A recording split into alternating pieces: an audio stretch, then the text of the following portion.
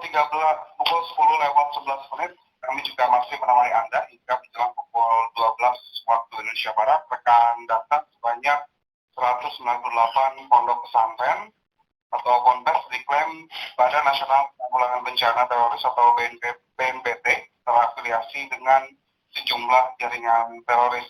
Klaim tersebut juga mengatakan bahwa beberapa ponpes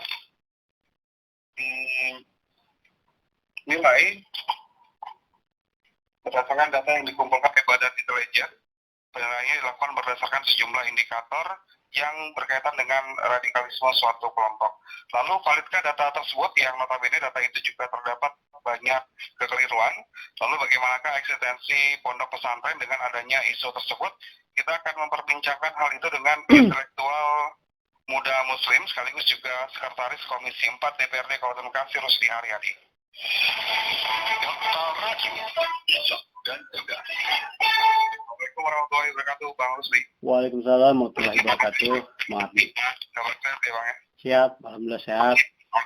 Alhamdulillah. Bang Rusdi, ini berkaitan dengan data 198 pondok pesantren yang diklaim sebagai terafiliasi dengan sejumlah jaringan teroris. Kalau dari Abang, tanggapannya seperti apa, Bang? Ya, sebelum kita lari pada persoalan itu, saya perlu sampaikan bahwa saya sebagai sekretaris Komisi 4 DPRD Kabupaten Bekasi punya legal standing terkait masalah ini karena memang Komisi 4 DPRD Kabupaten Bekasi pada tahun ini direncanakan akan membahas tentang raperda pesantren yang masuk prolegda tahun ini. Mudah-mudahan produk hukum yang kita hasilkan nanti itu betul-betul menyelesaikan persoalan-persoalan yang terjadi pada pondok-pondok pesantren di Kabupaten Bekasi ya secara paripurna dan holistik gitu. Nah, terkait dengan data 198 pesantren yang terafiliasi jaringan teroris yang disampaikan oleh BNPT pada rapat kerja ya bersama DPR Komisi 3 ya DPR RI Komisi 3 ya menurut saya paling tidak ada dua problematik ya. Yang pertama adalah persoalan narasinya dan yang kedua adalah persoalan metodologis. Nah, yang saya maksud dengan persoalan narasi adalah bahwa tidak bisa dinafikan bahwa ketika data ini terpublikasi kepada masyarakat ini akan memantik keresahan gitu ya, yang efeknya adalah membuat masyarakat terstigmatisasi ya, karena kita belum usai nih masalah pesantren yang diidentikan dengan persoalan asusila kemarin yang ini menjadi perhatian kita bersama. Yang kedua masalah aspek metodologis.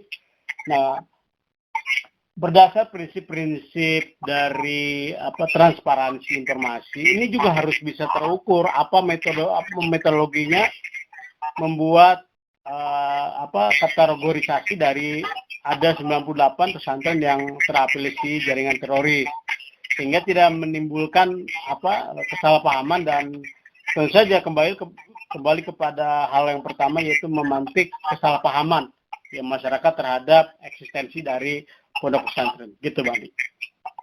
Artinya memang perlu dijelaskan pula berkaitan dengan metode apa yang sebenarnya digunakan oleh BNPT terkait dengan adanya data terkait dengan jaringan pondok pesantren yang memang terafiliasi oleh jaringan teroris ini ya, Bang ya? Betul sekali, Bang. Betul. Kemudian juga untuk data sendiri memang diragukan, Bang, kevalidannya, Bang. Ya, apalagi ketika kita baca misalkan bukan hanya pondok pesantren yang masuk daftar tersebut. Ya ternyata juga mohon maaf ya, ternyata radio data juga termasuk di dalam data tersebut yang tentu saja ini mengernyitkan dahi kita begitu ya. Karena sebagaimana kita tahu radio data ya ada radio publik yang yang punya reputasi bagus lah gitu ya. Selama ini bekerja sama selalu dengan DPRD Kabupaten Bekasi, ya punya acara khusus. Di samping juga kita juga tahu bahwa Radio Dakta misalkan kemarin ya meraih penghargaan dari KPID Jawa Barat ya. Itu artinya bahwa masyarakat kemudian akan coba meng-compare gitu ya dan mempertanyakan ulang metodologi apa yang dipakai oleh BNPT sehingga tadi organisasi semacam Radio Dakta misalkan ya yang profit oriented bisa masuk dalam kategori ini gitu. Baik. Bang Rusli, berkaitan dengan adanya isu mengenai jaringan teroris yang menyasar pesantren, bagaimana sebetulnya pesantren yang memang ada di Kabupaten Bekasi ataupun juga secara nasional ini bersikap terkait dengan data BNPT ini, Bang Rusli?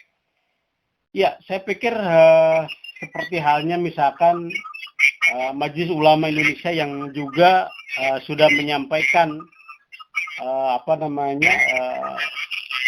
tanggapannya begitu ya. Juga mereka mempertanyakan metodologi apa yang digunakan oleh BNPT terkait rilis data-data pesantren yang terafiliasi teroris. Namun demikian, saya perlu sampaikan kepada masyarakat yang civil society yang tentunya mengelola organisasi atau mengelola lembaga pendidikan pesantren ini agar tetap tidak terpancing lah isu-isu yang liar tentunya yang tidak bisa dipertanggungjawabkan. Ini juga berkaitan ya dengan rencana pembahasan raperda pesantren ya yang kita harapkan nanti justru perda ini akan memperkuat positioning dari pesantren-pesantren yang ada di Kabupaten Bekasi, yang di samping itu juga kita bisa meminta lah ya peran yang lebih signifikan gitu, yang lebih determinatif dari pemerintah daerah ya untuk mengembangkan merevitalisasi pondok-pondok pesantren di Kabupaten Bekasi gitu. Baik, baru saya berkaitan dengan isu yang memang dihembuskan oleh BNPT berkaitan dengan ponpes yang terlibat afiliasi dengan jaringan teroris. Sebetulnya kalau dari legislatif sendiri apa ya Bang yang ingin yang perlu dibenahi terkait dengan data itu, kemudian juga dari BNPT sendiri, Bang? Begini, saya kembali menyinggung bahwa rencana pembahasan tentang raperda pesantren, ya, bahwasanya di substansi yang kita inginkan juga dari produk hukum ini adalah tadi pertama ya memang kita inginkan ada partisipasi yang lebih terasa begitu ya dari pemerintah daerah kepada pengelola pondok pesantren. Nah, di samping itu juga kita melihat bahwa ada permasalahan-permasalahan yang cukup sistemik ya terhadap pengelolaan pondok pesantren di Kabupaten Bekasi. Ya di samping soal anggaran yang tidak memadai begitu ya, sehingga ada juga pondok-pondok pesantren yang saya melihat bahwa mereka terseok-seok ya karena minimnya anggaran ya. Tapi juga saya ingin kembali ya agar pondok-pondok pesantren ini sebagaimana Undang-Undang Nomor 18 ya tahun 2019 tentang pondok pesantren itu asas pengelolaannya berbasis profesionalisme.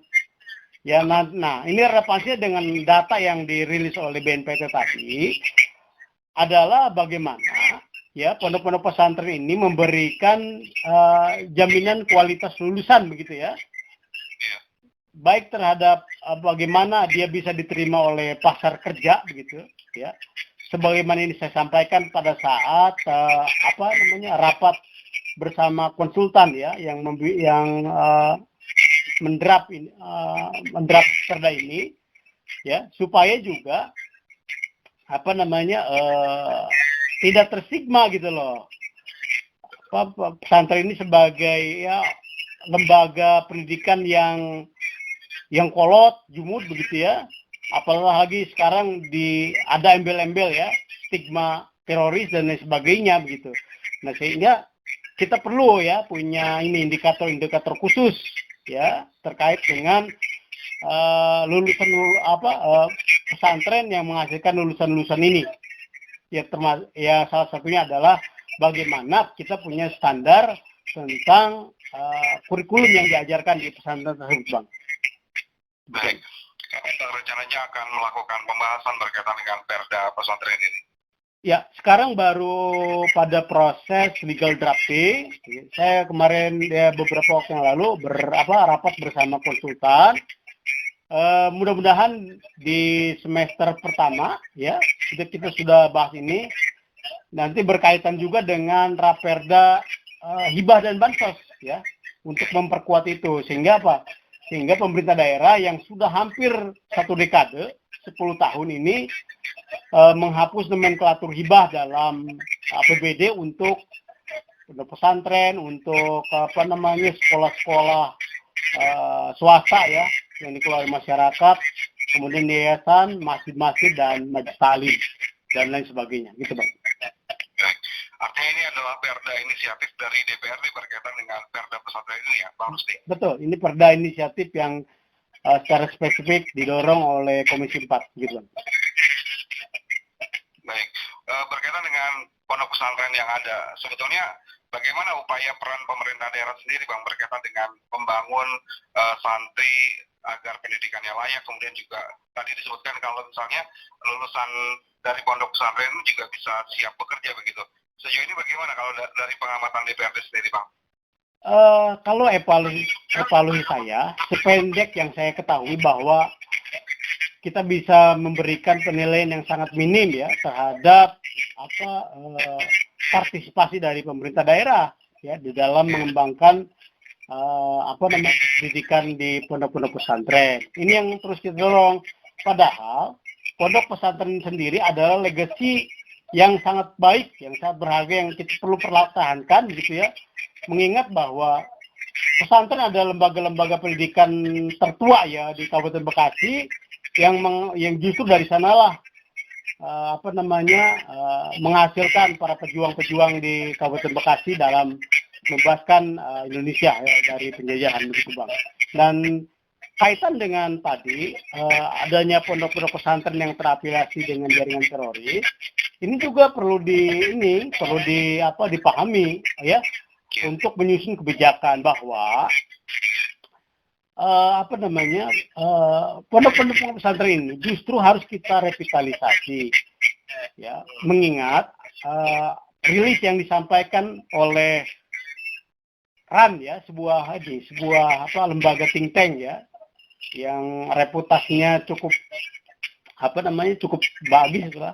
bagus yang memang banyak mempengaruhi kebijakan Gedung Putih, menyampaikan bahwa hasil penelitiannya terhadap sekitar 600-an lembaga di seluruh dunia ya, 600-an gerakan di seluruh dunia yang konon katanya terafiliasi terhadap jaringan teroris. Nah, hasilnya adalah ketika gerakan-gerakan ini bertransformasi ya dalam iklim demokrasi, itu justru ini bisa ya membuat gerakan-gerakan tersebut menjadi lebih moderat gitu ya. Karena tadi sifat dari demokrasi yang sistemik bisa menurunkan mengurangi ya cara berpikir mereka tentang kekerasan ya, penyelesaian masalah ya yang di luar konstitusi yang diatur begitu.